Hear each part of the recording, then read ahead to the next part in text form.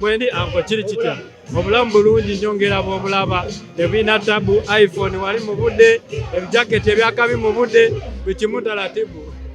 Ennaku zino ng'obadde osirise nnyo waliwo allegations awo ezatambula otwala ebifaananyi by'oku social media ebyali bitambula ng'olina omuzungu ne bagamba nti kakati ennaku zino abayimbi mukubayo yite emu 2 3 ne mufuna ku zaawadi olugira nga mugenda mufumbirwa abazungu kulikayo mufumbo. Bampasa era bampaddemu wiiki emu yakudda kubabuuzaako male nzireyo naye nga nsaaga just bulayamba ngeze ku business ate management yange engeri gyeri nti abagiriko behind si bannayuganda bazungu so kyovula bonda banyo n'abazungu ebiseera ebisinga management bagita Cloud Africa eri Africa wise naye nga Uganda eri Africa wise naye ina abayimbi ab'enjawulo mu ggwanga wane Uganda ina munze kyemmanyi mumanyiko nze Aivashi n'abatinitini so management nene abantu bangi abagiri behind. Okuba nti nno wafuna management eno management yo gye wafuna erimu mukyala yekka kuba twakulaba nga otambula na mukyala muzungu kate mwenywegere ne mu kkubo. Ye CEO w'ekibiina abeera n'omuyimbi we baba mu vibe just ye bosi waffe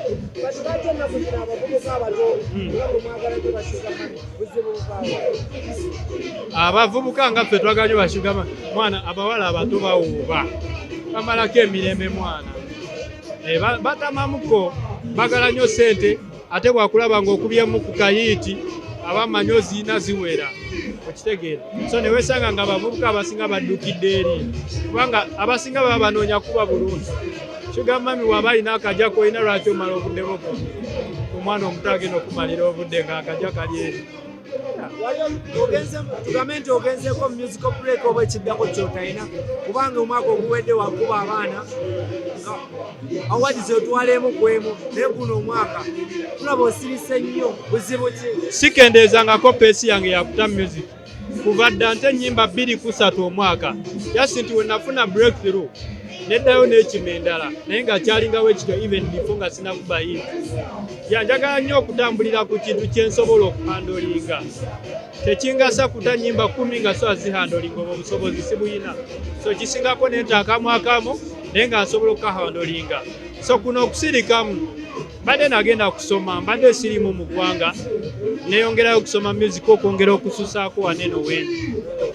Kigambibwa nti mwenna abayimba ennyimba z'omukwano naddala nga mukaaba mutuuka ekiseera kalaamu negwamu inki ne mutandika okufuna excuses nti nabadde ngenze kusoma nabadde nfunye management empya naye nga amazima gali nti mugweddemu ensonga eno gyogerako bikoze boogera abaani aboogera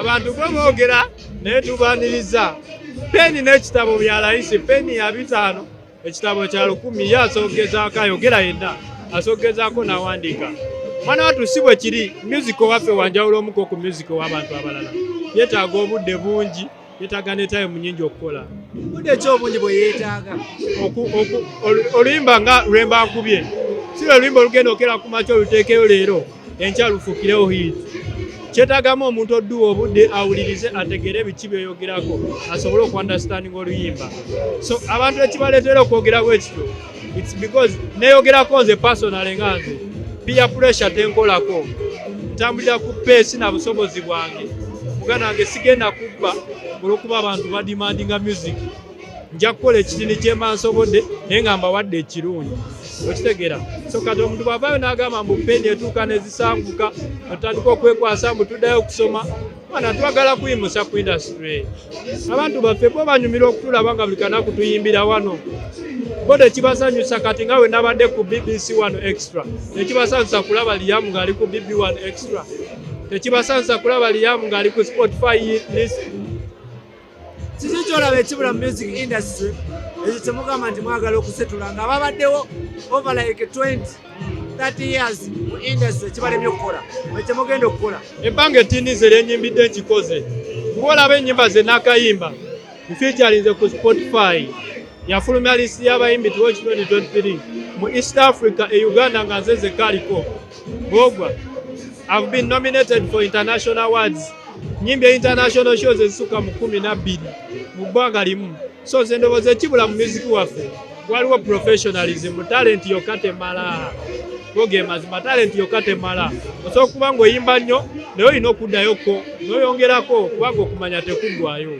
Lwaki abantu balowooza nti Liam Voice ne banne abafaanana nga ggwe nga muyimba music genre y'emu nti mulina amalala mangi agabaleetera okulowooza nti mwakola nnyo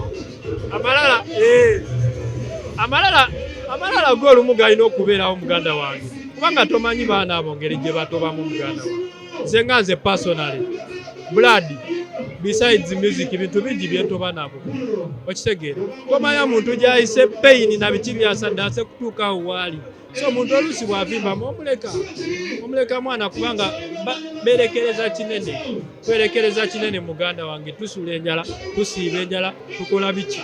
Oyinza osanga ng'omuntu agamba nti nina amalala nze byensacrifice nga music wange okubaawo ye nga yabituddemu biza n'omutta. So omuntu amalala ge omuleka n'aba n'amalala ge n'oweesonyiwa buli muntu mulabe nga bw'ali. Toli mu association gye bayita WUMA, toli mu federation.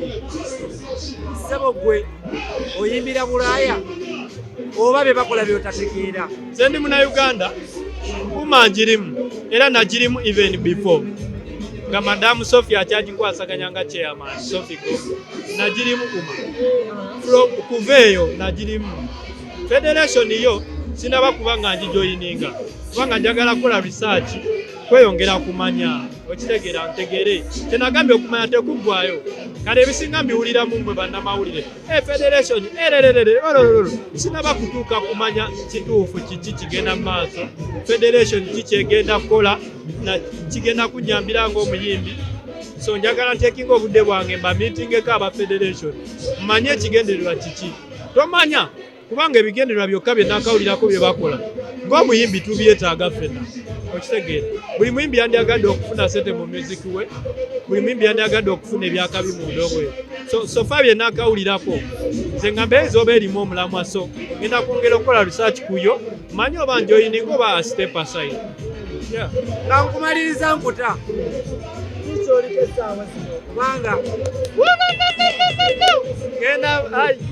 kikyolika essaawa zino kubanga obadde osirise nnyo. Sinnasirikako, nina omuyimbi Vivian Mimi nze mumanaginga.